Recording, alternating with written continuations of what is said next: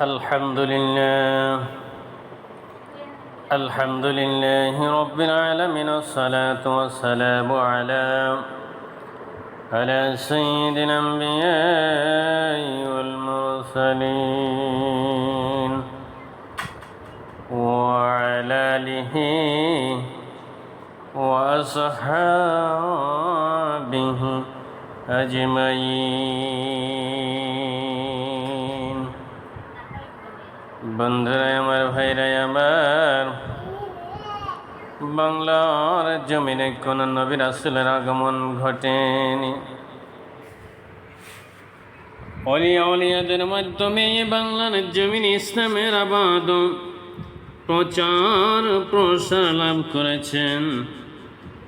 আজ আমরা আলোচনা করব শাহ সুলতান বলকি মহিষাওয়ার রহমাতুল্লাহ আলাইহির জীবনী সম্পর্কে।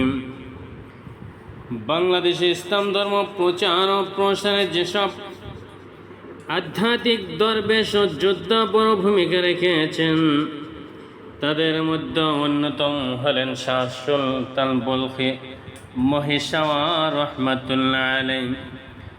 আফগানিস্তান থেকে আগত এ মুসলিম ধর্ম প্রচারক প্রথমে সন্দ্বীপে ইসলাম প্রচার করেন। পরবর্তীতে নদীপথে পুণ্ড্রবর্ধন বর্তমান বগুড়া শহরে অবস্থান নেন। বন্ধুরা আমার, ভাইরা আমার,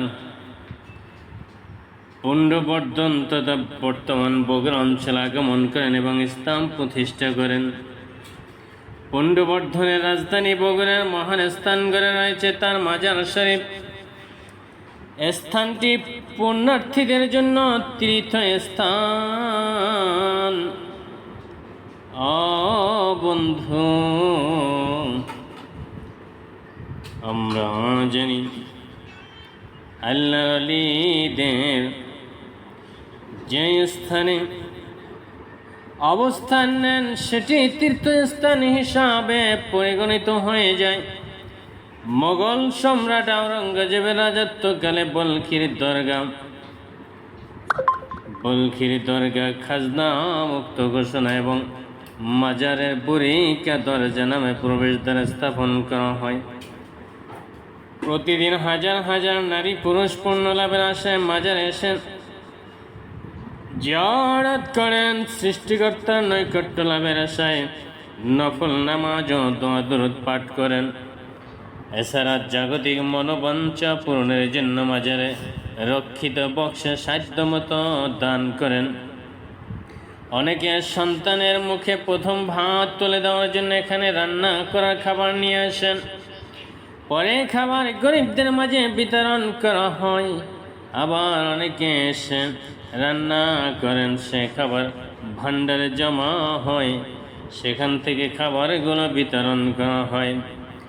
ইতিহাস থেকে জানা যায় পুণ্ড্রনগরের রাজা ছিলেন নরসিংহ বা পরশুরাম।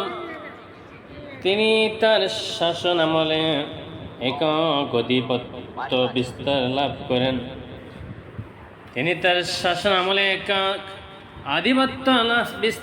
করে ইসলাম বিদ্বেষী রাষ্ট্র কায়েম করেন। এক পর্যায়ে ইসলাম ধর্মের অনুসারীদের উপর অমানসিক নির্যাতন শুরু করেন।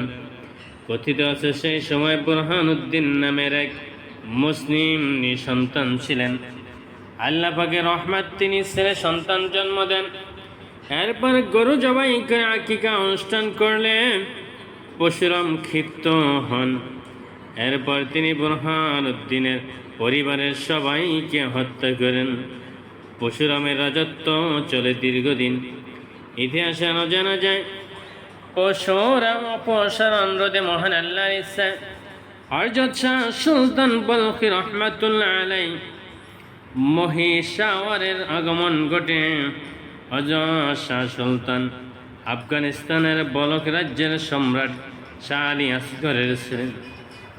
বাবার মৃত্যুর পরে তাকে সম্রাট ঘোষণা করা হয়, কিন্তু তিনি তার সাম্রাজ্য ছেড়ে দামেস্ক শহরে এক আধ্যাত্মিক মহাপুরুষ কামেল পীর শেখ তৌফিকের শিষ্যত্ব গ্রহণ করেন।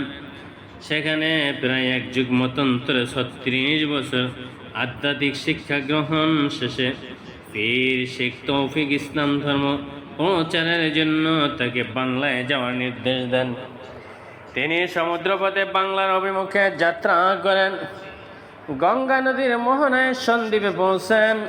সেখান থেকে তিনি হরিরাম নগরে আসেন। সমুদ্র উপকূলে অবস্থিত এই এলাকার কালী উপাসক বলরাম শাসক ছিলেন। তিনি শাহ সুলতানকে ইসলাম প্রচারে বাধা দেন। সংঘর্ষে রাজা বলরাম মারা যায়। তার মন্ত্রী ইসলাম ধর্ম গ্রহণ করে প্রাণ বাঁচেন। এরপর 1043 খ্রিস্টাব্দে শাহ সুলতান তার শিষ্যদের নিয়ে ফকিরি বেশে করতোয়া নদীর পথে একটি মাছ আকৃতির নৌকায় পুণ্ডনগরের রাজধানী মহাস্থানগড় এসেছিলেন। সেখান থেকে তার নামের সঙ্গে যুক্ত হয়েছে মহিষাওয়ার। কেউ কেউ বলেন তিনি একটি মাছের পিঠে সাওয়ার হয়ে করতোয়া নদী পথে এখানে আসেন। বলক থেকে এসেছিলেন বলে তাকে সুলতান বলখি মহিষাওয়ার বলা হয়। তিনি প্রথমে মুসলিম বিদ্বেষী শাসক নরসিংহ বা পরশুরামের সাথে সাক্ষাৎ লাভ করেন। রাজার কাছে হযরত শাহ সুলতান বলখি মহিষাওয়ার নামাজের জন্য জায়গা চেয়ে নেন। এরপর তার জায়গা প্রসার হতে থাকে। তিনি প্রথমে হিন্দু রাজা পরশুরামের সেনাপ্রধান, মন্ত্রী এবং কিছু সাধারণ মানুষের মাঝে ইসলামের দাওয়াত পৌঁছে দেন। এভাবে পুণ্ডনগরীর রাজধানী ঐতিহাসিক মহাস্থানগড় মানুষ ইসলাম ধর্ম গ্রহণ করতে থাকেন। এতে রাজা পরশুরামের সঙ্গে শাহ সুলতানের বিরোধ দেখা যায়। রাজা পরশুরাম ক্ষিপ্ত হয়ে শাহ সুলতান রহমতুল্লাহ আলাইহিকে হত্যার নির্দেশ দেন। এক পর্যায়ে তিনি যুদ্ধ ঘোষণা করেন। যুদ্ধে রাজা পরশুরাম সৈন্যবাহিনী সহ পরাজিত মৃত্যুবরণ করেন। পরশুরামের পরাজয় ও মৃত্যুর সংবাদ শুনে তার বোন শিলাদেবী করতোয়া নদীতে ঝাঁপ দিয়ে আত্মহত্যা করেন। তার ডুবে যাওয়ার স্থানটি আজও শিলাদেবীর ঘাট বলে পরিচিত। পরশুরামের মৃত্যুর পর ওই এলাকায় ইসলাম ধর্ম প্রতিষ্ঠিত হয়। দীর্ঘদিন ইসলাম প্রচার এক পর্যায়ে 1049 খ্রিস্টাব্দে হযরত শাহ সুলতান বলখি মহিষাওয়ার রহমতুল্লাহ আলাইহি মৃত্যুবরণ করেন। তাকে তার প্রতিষ্ঠিত মসজিদের পাশে কবর দেওয়া হয়। সেখানে মাজার গড়ে ওঠে। সেই থেকে বাংলার সালের বৈশাখ মাসের শেষ বৃহস্পতিবার শাহ সুলতান বলখি মহিষাওয়ার রহমতুল্লাহ আলাইহির বাৎসরিক ওরস মুবারক অনুষ্ঠিত হয়। ওরস উপলক্ষে মাজারে প্রায় 2 কিলোমিটার এলাকা জুড়ে বৈশাখী মেলার আয়োজন করা হয়। সেখানে দেশের বিভিন্ন জেলা থেকে ভক্ত সাধু সন্ন্যাসীদের আগমন ঘটে। মেলায় নাগরদোলা, চরকি সহ বিভিন্ন খেলনা বসে। ক্ষুদ্র ব্যবসায়ীরা নানা পণ্যের পসরা সাজিয়ে দিনভর বেচাকেনা করেন। মেলার অন্যতম আকর্ষণ 150 বছরের ঐতিহ্যবাহী ঘি ও ডালডায় ভাজা কটকটি অর্থাৎ মিষ্টান্ন বিক্রি হয়ে থাকে। স্থানীয় ব্যবসায়ী নাসিরউদ্দিন লাল মিয়া, হামন মিয়া প্রমুখ জানান, ওরস উপলক্ষে একদিন মেলায় প্রায় 1 কোটি টাকার কটকটি বিক্রি হয়ে থাকে। মহাস্থানগড় মাজার মসজিদ কমিটি প্রশাসনিক কর্মকর্তা রবিউল করিম রাজু জানান, এখানে প্রতিদিন কয়েক হাজার দর্শনার্থী ও পুণ্যার্থীর আগমন ঘটে। শুক্রবার জুমা উপলক্ষে অন্তত 10,000 মানুষের সমাগম ঘটে। এখানে আগত ধর্মপ্রাণ মানুষের দানে পরিচালিত হচ্ছে মাজার মসজিদ রক্ষণাবেক্ষণ এবং উন্নয়নমূলক কাজ। প্রশাসনের পক্ষ থেকে পর্যাপ্ত নিরাপত্তা দেওয়া হয়। বাংলা আসনে বৈশাখ মাসের শেষ বৃহস্পতিবার হযরত শাহ সুলতান বলখি মহিষাওয়ারের ওরস মুবারক কেন্দ্র করে কয়েক লাখ ভক্ত, আশেক, ধর্মপ্রাণ মুসলমান সাধু সন্ন্যাসীদের আগমন ঘটেন। তাদের নিরাপত্তায় বগুড়া জেলা প্রশাসন ও শিবগঞ্জ উপজেলা প্রশাসন সুষ্ঠুভাবে নিরাপত্তা দিয়ে থাকে। সর্বোপরি বলা যায়, আল্লাহর ওলিদের মাজারকে লক্ষ্য করে কোনো বেদাত সৃষ্টি করা যাবে না, কোনো অপ্রীতিকর কাজ করা যাবে না। আল্লাহর ওলিদের সম্মানার্থে এই সমস্ত কুসংস্কার বা সাধু সন্ন্যাসীরা যারা বিভিন্ন অন্যায়মূলক বেদাত কর্মে নিয়োজিত হয়, তাদের সকলকে দিনের দাওয়াত দিয়ে সত্য ধর্ম বুঝিয়ে দিনের সঠিক বুঝ তাদেরকে শিক্ষা দিয়ে ইসলামের পথ ও মত আদর্শ মতে চলার মতো তাদেরকে তৌফিক যেন আল্লাহ পাক দান করেন, আমিন। আসসালামু আলাইকুম ওয়া রাহমাতুল্লাহি ওয়া বারাকাতুহু।